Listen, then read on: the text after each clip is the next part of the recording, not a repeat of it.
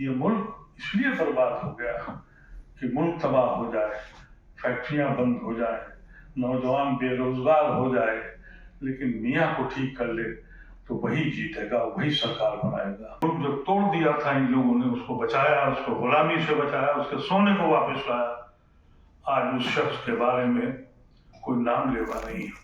एहसान फरामोश है ये कौम, अपने मोहसिनों को हमेशा इसमें डटा है, और आज मनमोहन सिंह जी को भी डट लिया। 15 अगस्त सन 47 को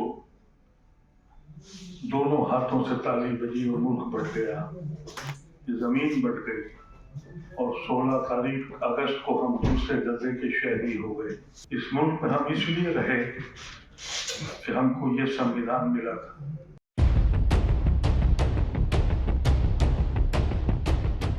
75 साल में संविधान अल्पसंख्यकों के लिए क्या किया उसने, तो जो आईना दिखाया आपने, उससे मौजूद समझ में आ गया। क्योंकि आपसे मेरा बहुत पुराना ताल्लुक है, उन चंद लोगों में जो इस देश के लिए दिन और रात तड़पते हैं, इस मुल्क को डूबते हुए किस्तों में देखते हैं, उसमें से आप एक सदफेरिस्त इंसान हैं। हमने आपके बहुत से आपके साथ काम किया, आपके साथ लगे। आपने सबसे पहले संविधान का प्रीएम्बल डाला। यही वो प्रीएम्बल है जिससे हमारे मुल्क का इस मुल्क से रिश्ता है। इस मुल्क में हम इसलिए रहे कि हमको ये संविधान मिला था। एक तरफ आवाज थी, जैसा कि हमारे भाई कुर्बान अली ने कहा, कि एक तरफ आवाज थी कि चलो मुस्लिम मुल्क में रहो, अपनी जबान बचाओ, अपनी तहजीब बचाओ, लेकिन हमने ये कहा कि हम साझी विरासत में रहेंगे। इस प्रेम्बल को, इस कॉन्स्टिट्यूशन को माना। 15 अगस्त सन 47 को दोनों हाथों से ताली बजी और मुल्क बट गया, ये जमीन बट गई, और 16 तारीख अगस्त को हम दूसरे दर्जे के शहरी हो गए। हमने ये एक्सेप्ट किया कि हम यहाँ कभी प्राइम मिनिस्टर नहीं बनेंगे, हाकिम वक्त नहीं बनेंगे, लेकिन ये सोचा था कि जिनके दिलों में हम मेहमानों और दोस्तों की तरह रहते हैं, कभी ये सोचा नहीं था कि उस दर पे हम आज दुश्मनों की तरह बैठेंगे। हम आज चौथे और 5वें दर्जे के शहरी बनाए जा रहे हैं। इसमें खता हमारी भी है। वो लोग जो साजिश करते हैं, उन्होंने हमारे और आपके बीच में जो रास्ता बांटा। मैंने पार्लियामेंट में ये बात कही थी कि जब एक क्रिश्चियन पादरी को जलाया गया तो हम देखते रहे और आप भी देखते रहे। जब आपके घर लुटे सन 82 में, एक एक घरों से 10-10 लाशें निकली, हम आगे नहीं आए। जब 2002 में हमारा कत्लेआम हुआ तो आप भी खामोश रहे। रफ्ता रफ्ता हम तबाह होते चले गए और इस साजिश में पड़ गए। और वो साजिश ऐसी आई कि हमसे कहा जाता है कि गर्व से कहो। हम गर्व से तो नहीं कहेंगे। ये हिंदुस्तान हमारे न बचपन का है, न हमारे ख्वाबों का है, न हमारे बुजुर्गों का ख्वाबों का है। इस हिंदुस्तान को हमने रोज किस्तों में मरते देखा, हम खामोश रहे। इस वक्त आ गया था। और आज जो आपने बात कही, इस मुल्क का जो सबसे अहम, मैं इस मुल्क में से 2 प्राइम मिनिस्टर को मानता हूँ। एक जवाहरलाल नेहरू को, जिसने इस मुल्क में जमहूरियत की बुनियाद रखी, और एक हमारे डॉक्टर मनमोहन सिंह। खुशनसीब हूँ मैं कि मैंने उनके साथ काम किया, उनके साथ बैठा। हमें उनकी यादें मेरे दिलों में उस हद तक पेवस्त है, दिलों में इस तरह से बैठी हैं कि वो यादें मेरे दिल से उसी वक्त निकलेंगी जब ये जिस्म खाक से मिलेगा। अदरवाइज मैं नहीं महसूस कर सकता कि ऐसा शरीफ इंसान हमने क्या दिया उसको। जब वो पार्लियामेंट में थे उनके ऊपर क्या क्या इल्जाम नहीं लगे, ये गवाह हूं मैं, मेरी आंखों के सामने मनमोहन सिंह जी जब बोलने खड़े होते थे तो ये लोग उनको बोलने नहीं देते थे, उनकी तकरीर छीन लेते थे। आज ये लोग मनमोहन सिंह जी को आज भी रुस्वा किया, ये कहा कि हम वहां ले जाएंगे। अभी मशवरा हो रहा है, अभी मीटिंगें हो रही हैं और प्रणब मुखर्जी साहब के लिए तो जगह बन गई, जिसने मुल्क को बचा कर रखा। ये मुल्क जो तोड़ दिया था इन लोगों ने, उसको बचाया, उसको गुलामी से बचाया, उसके सोने को वापस लाया। आज उस शख्स के बारे में कोई नाम लेवा नहीं है। एहसान फरामोश है ये कौम, अपने मोहसिनों को हमेशा इसमें डटा है और आज मनमोहन सिंह जी को भी डट लिया। ये वक्त आ गया है और हम आप अक्सर बैठते हैं और हम आप अपने दिल की बात करते हैं। जरूरत इसी बात की है कि हमको सोचना पड़ेगा कि हम इस तरह से मुल्क में रहेंगे। कहते हैं कि बड़ा विकसित मुल्क है, अगर लाल बत्तियों पर फकीर हाथ उठा के पैसे न मांगता हो और लोग पैसे न देते हो तो लाखों लोग भूख से मर जाएंगे। और फिर कहते हो कि गर्व से कहें। कॉन्स्टिट्यूशन टूटने की बात कर रहे हैं आप, इसमें बचा क्या है? हम जब बचपन में थे, जवानी में थे और स्टूडेंट लाइफ में पार्लियामेंट आया करते थे, वैसे थे स्टूडेंट लीडर के, उस वक्त पार्लियामेंट की गैलरीज में बैठते थे, अपने लीडरों को सुनने आते थे। आज पार्लियामेंट की गैलरीज में कौन बैठा हुआ है?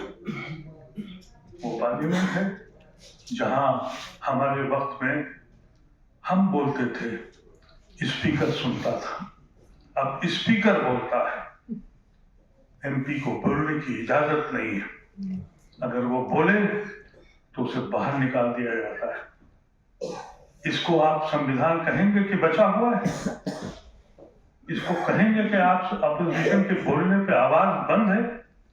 लोग डरे हुए हैं, खौफजदा हैं। आज ही मैंने पढ़ा कि यूपी का चीफ मिनिस्टर वो कहता है कि मस्जिद को मस्जिद मत कहा करो, लोग नमाज पढ़ने जाते हैं, ढांचा कहा करो, मस्जिद मत कहना। क्या सुप्रीम कोर्ट को सुनाई नहीं पड़ता है? क्या हिंदुस्तान के लोगों को अंदाजा नहीं होता है कि एक वो कौम जिसने अपने खून को बांट दिया, अपने भाई को बांट दिया, अपने मुल्क को छोड़ दिया, अपनी जबान को छोड़ दिया और ये कहा कि हम उस मुल्क में रहेंगे जो सांझी विरासत का मुल्क है। अफसोस दर अफसोस हम समझ ही नहीं पाए कि हमको एक एक करके हमसे जुदा किया गया। आज आपको हिंदू बना दिया गया, हमको आतंकवादी बना दिया गया और ये मुल्क कहते हैं कि हम हिंदू राष्ट्र लाएंगे। अगर नेहरू और गांधी और इन लोगों, मौलाना आजाद और दूसरे लीडर्स न होते और अगर नेहरू हिंदू स्टेट को डिक्लेयर कर देते तो एक पागल ने तो मुस्लिम स्टेट जमा कर अपना हर्ष दिखा दिया जो हमारे भाई ने सुनाया। अगर उस वक्त कांग्रेस के लीडर हिंदू स्टेट बना देते तो 38% मुसलमानों ने जिना का साथ नहीं दिया था और सब के सब जिना के साथ चले गए होते।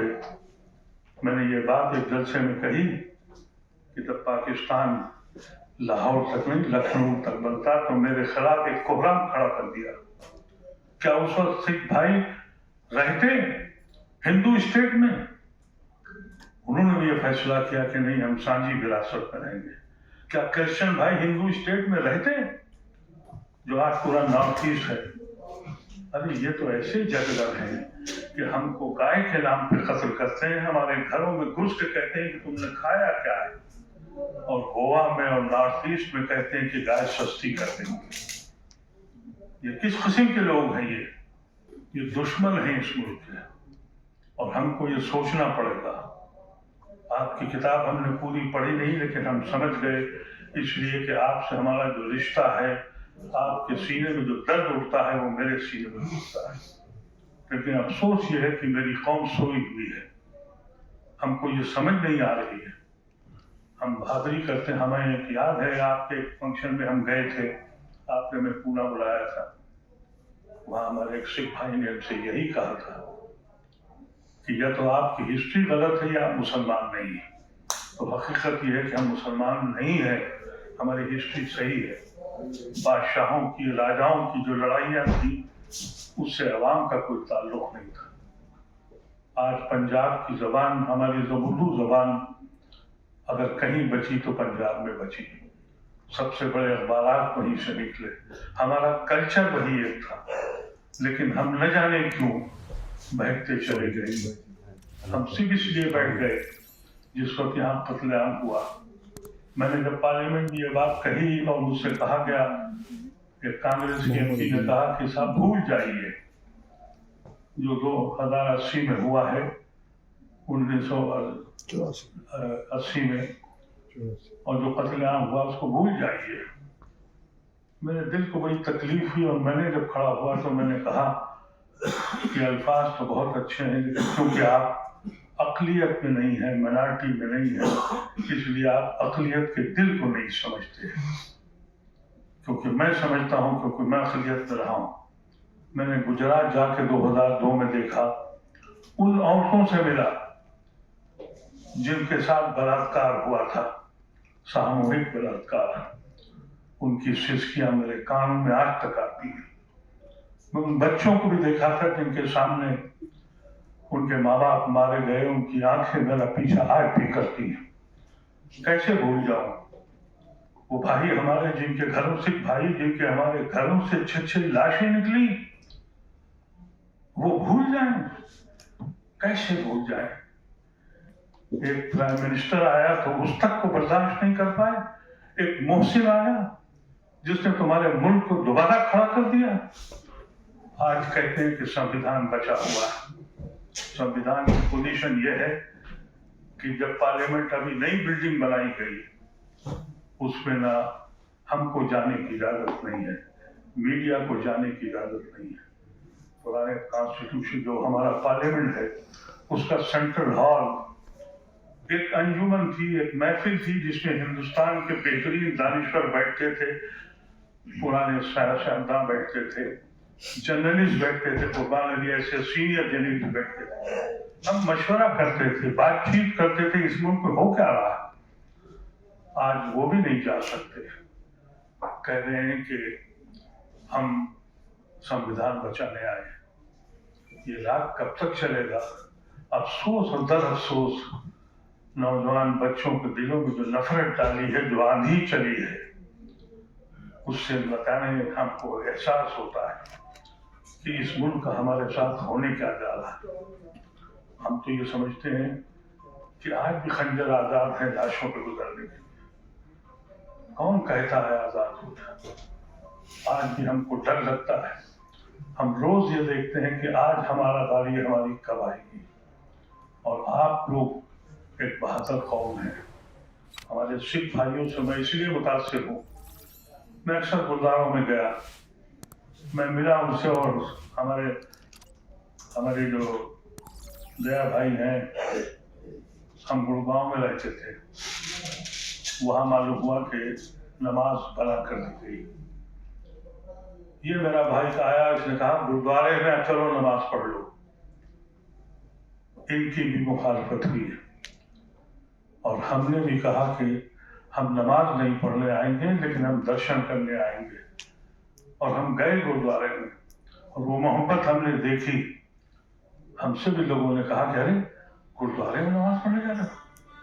इनसे कहा कि मुसलमानों को गुरुद्वारे बुला लिया। हमारी सोच कहाँ चली गई है? हम कहाँ पहुंच गए हैं? वक्त आ गया है हमारे सिख भाइयों का, क्रिश्चियन भाइयों का, और वो लोग जिनको ये वैश्यों से भी ज्यादा दलित के नाम से पहचानते हैं, उन सबको जुड़ना पड़ेगा। हमारी जिम्मेदारी है इस मुल्क को बचाने की। हमारी जिम्मेदारी है कि जो हमारे बुजुर्ग हमको एक खाका बना के दे गए थे, एक ऐसा खाका जिसको दुनिया आशीष करती थी, जैसा अभी इन्होंने कहा हमारे। तो हम लोग समझते ये हैं कि जमीन पे आने की जरूरत है। आपको भी याद है और हमें भी अपना बचपन याद है, हम अपने लीडरों के लिए दरिया बिछाते थे, माइक लगाते थे, मजमा इकट्ठा करते थे।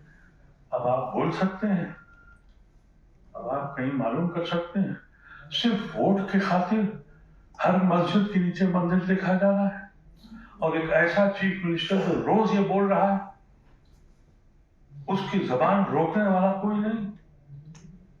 ये मुल्क इसलिए बर्बाद हो गया कि मुल्क तबाह हो जाए, फैक्ट्रियां बंद हो जाए, नौजवान बेरोजगार हो जाए, लेकिन मियाँ को ठीक कर ले तो वही जीतेगा, वही सरकार बनाएगा। इस मुल्क का मेरी नजर में तो कोई मुस्तकबिल दिखाई नहीं पड़ता। जिम्मेदारी हम सब की है कि हम सड़क पे आना सीखें। मैं इस उम्र के जिस हिस्से में हूँ उससे मुझे नहीं मालूम कि मेरी शान किस शान हो जाएगी, लेकिन दिल तड़पता है, कभी कभी ये ख्याल आता है कि क्या हमारे बुजुर्गों ने सही फैसला किया था कि हम रुसवा होने के लिए आए थे। और फिर भी कहे जाते हैं हमसे कि तुम घर से कहो सबका साथ सबका विकास। हमने ऐसे लोग नहीं देखे, ऐसे जाहिलों के हाथ में हुकूमत आ गई है।